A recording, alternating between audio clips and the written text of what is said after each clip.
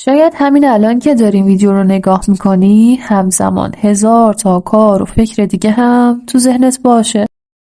دغدغه هایی که این روزا داره بیشترم میشه و انگار تمومی نداره.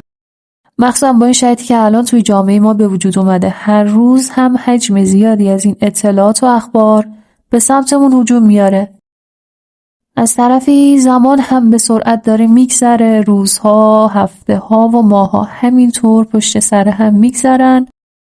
وقتی که برمیگردیم گذشته رو نگاه میکنیم متوجه نمیشیم که اصلا کی موهای ما سفید شد، بچه ها کی بزرگ شدن و چی شد که ما اصلا زندگی نکردیم. بعد از یک صبح تا شب کار کردن وقتی میرسی خونه حس میکنی فقط خستگیه که برات مونده و از پس این مسابقه تمام نشدنی زندگی بر نمیای. همه ما انگار تو یک چرخه روزمرگی که یک عادت ناخواسته شده گیر افتادیم. چرخه تکراری از نگرانی ها و اضطراب. آیا واقعا راهی هست که بتونیم آرامش واقعی رو پیدا کنیم بدون اینکه نگران آینده نامعلوم باشیم یا پشیمون از گذشته‌ای که قابل تغییر نیست؟ تو هم تا حالا شده که از عمق وجودت بخوای وایسی، یه نفس عمیق بکشی، حضور رو یاد بگیری و از ثانیه به ثانیه زندگی لذت ببری؟ پس با من همراه باش که میخوایم یک کتاب جذاب رو معرفی کنیم. امروز میخوام کتابی رو معرفی کنم که زندگی میلیون ها نفر رو توی دنیا تغییر داده. کتابی که به ما یاد میده چطور از این چرخه ذهن بیرون بیایم و شادی و آرامش حقیقی رو توی همین لحظه، همین الان تجربه کنیم. سلام به روی ماهتون، چقدر خوشحالم که امروز اینجا قراره با هم یک گپ صمیمی مهم و البته پرمعنی داشته باشیم. بعد از یه وقفه طولانی بالاخره من برگشتم با معرفی اولین کتاب. کتابی که میخوایم راجع بهش صحبت کنیم اسمش کتاب نیروی حاله. و قبل از اینکه بریم سراغ مفاهیم مهم و اصلی، راجع به نویسنده کتابی مختصری با هم صحبت کنیم. نویسنده یک کتاب اسمش آقای اکهارت توله است که یک راهنمای معنوی آلمانی کانادایی. سرگذشت نویسنده از جایی شروع میشه که خودش تو اوج ناامیدی، افسردگی و اضطراب شدیدی زندگی میکرده و تو سن 29 سالگی وقتی غرق در افکار خودکشی بوده یک تجربه عمیق عرفانی رو پشت سر میگذاره و کلاً بعد از اون تجربه دیدگاهش نسبت به زندگی، ذهن و واقعیت برای همیشه تغییر میکنه. اون متوجه میشه که اون منی که داره آزارش میده واقعی نیست و فقط یک سازه ذهنیه و حقیقت چیزی فراتر از اونه. اکهارت توله سالها بعد رو صرف درک همین تجربه و کمک به دیگران میکنه. بنابراین کتابی که ما داریم با همدیگه بررسی میکنیم یک کتاب تئوری صرف نیست، بلکه حاصل سالها مراقبه، تفکر و هدایت نویسنده. بریم سراغ اون مطالب مهم کتاب، اون مفاهیم پایه کتاب. اولین مفهوم اینه که نیروی حال چیه و چرا انقدر مهمه که ما تو لحظه حال باشیم. ذهن رو مثل یک کامپیوتر در نظر بگیرین که 1000 تا برنامه در حال اجرا داره. برنامه درباره گذشته، برنامه درباره آینده و حالا ما فکر میکنیم همون افکاری هستیم که تو سر ما داره میچرخه. اما از دیدگاه نویسنده شما کسی هستین که داره این افکار رو مشاهده میکنه. به یه بیان دیگه از نگاه نویسنده نیروی حال فقط یک لحظه نیست، بلکه یک دریچه است به سمت واقعیتی عمیق‌تر، جاییه که ذهن آشفته ما آروم میگیره و ما با هسته حقیقی وجودمون ارتباط برقرار میکنیم.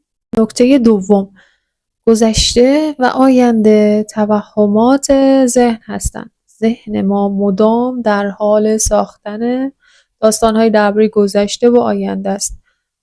اما واقعیت اینه که زندگی واقعی همین حالاست که ما داریم توش نفس میکشیم، چون که گذشته و آینده وجود نداره. گذشته که تمام شده رفته و آینده هم هنوز نیومده. زندگی همین حالا جریان داره. مفهوم سوم، رنج از کجا میاد و چرا ما رنج میکشیم؟ از دیدگاه تول، یک لایه انرژی ناآگاهانه درون تمام انسان‌ها انباشته شده و این انرژی مجموع تمام رنج‌های گذشته و حال فرده و این انرژی زنده است و وقتی فعال میشه که یک اتفاق توی زندگی بیرونی یا توی افکار فرد میفته، مثلا گیر کردن توی ترافیک، شنیدن کلمه ناخوشایند از کسی و توی این موقع دیگه ما تحت کنترل خودمون نیستیم. اون واکنشی که انجام میدیم و نشون میدیم و همه چیز تحت کنترل این انرژیه و واقعا هم اون واکنش منطقی نیست، مثل حس خشم، مثل حسادت و مقایسه دائم. خب میرسیم به آخرین مفهوم، یعنی مفهوم چهارم، کلید رهایی، حضور در لحظه حال. چطور میتونیم از این چرخه رها بشیم؟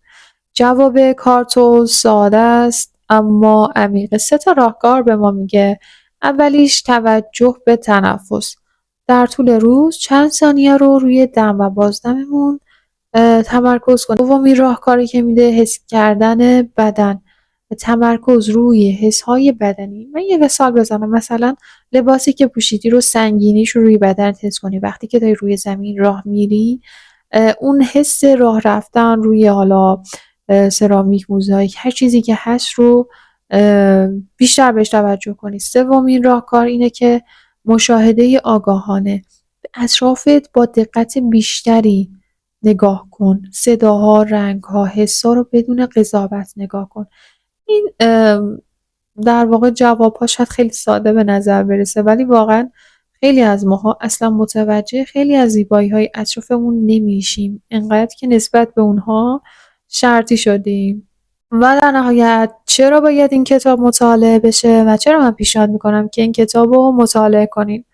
کتاب نیروی حال یک راهنمایی عملی و جامع برای رسیدن به آرامش درونیه.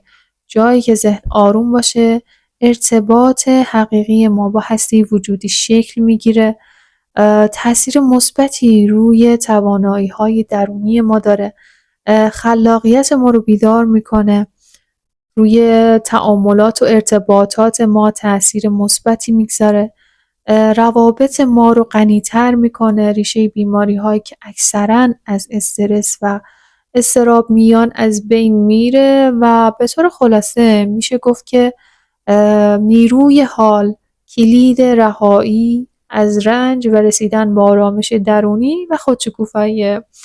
حالا نوبت شماست.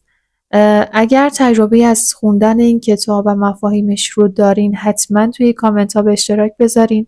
اگه کتاب خاصی هست که مد نظرتونه و میخواین راجبش بیشتر بدونین و معرفی کنیم، باز هم توی کامنت ها بیان کنین.